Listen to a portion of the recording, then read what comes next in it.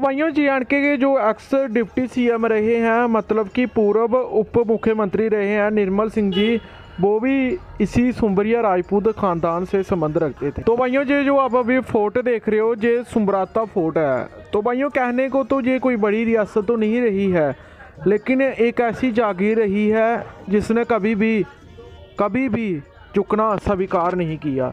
तो भाइयों आज हम आपको सुंबरिया राजपूतों का इतिहास बताने जा रहे हैं। कभी ये फोर्ट हुआ करता था, अभी तो महाराजा गुलाब सिंह के बाद इसको खंडर कर दिया गया था, जैसे बाकी रियासतों को किया गया था।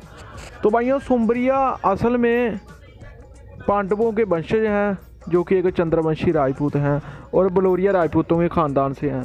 तो भाइयों सुंबरिया ही नहीं, इसके अलावा जो बड़वाल हैं बाड़ू के, वो भी इन्हीं बलोरिया राजपूत ख़ानदान से निकले हुए हैं। तो भाइयों सुंबरियों का जो शजरा नस्ल है वो हम आपको बताने जा रहे हैं, और बहुत सारे भाइयों का मैसेज आ रहा है तो वो सुन लें। पहले भी एक वीडियो में मेंशन कर चुके हैं, फिर से बताने जा रहे हैं। तो भाइयों राजा भोजपाल हुए हैं, उनकी वीडियो भी हमने डाली थी, जो एक बलोरिया राजपूत थे। तब उनका जो शासन था बिलावर में हुआ करता था। उनके दो बेटे हुए, एक का नाम था राजा सत्यदाहपाल, जो कि बिलावर के ही राजा बने, और दूसरा जो छोटा बेटा था उसका नाम था प्रिंस रदाहक, जिसको भद्रवाह की जागीर मिली, रियासत मिली। राजा सत्यदाहक के आगे पोते हुए जिसका नाम था राजा शकियापाल। आगे शकियापाल के दो बेटे हुए। जो दो बेटे थे उनमें जो बड़ा बेटा था उसका नाम था मान शकिया। उसने अपनी जो कैपिटल थी, पहले बिलावर में राज था, फिर बसोली में ले गए। वो बिलावर से बसोली पर शिफ्ट हो गई उनकी जो कैपिटल थी। और जो छोटा बेटा था उसका नाम था राजा सोमपाल।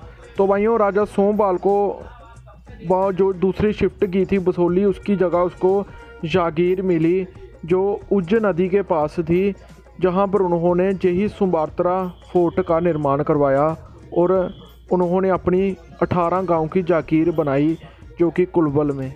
तो भाइयों ये भी बिलावर में पड़ता था। लेकिन भाइयों ये सभी राजा सोमपाल के वंशज हैं, और भाइयों देखने की बात ये है कि ये कभी झुके नहीं। तो भाइयों जब सिखों के खिलाफ जोरी के जराल और इसके अलावा बिंबर के चिब्बर राजपूत लड़ रहे थे, तो दूसरी तरफ जब महाराजा गुलाब सिंह राजा बने तो उन्होंने अपने अंडर सभी रियासतों को लेना शुरू किया। लेकिन ये रियासत नहीं थी, जागीर थी।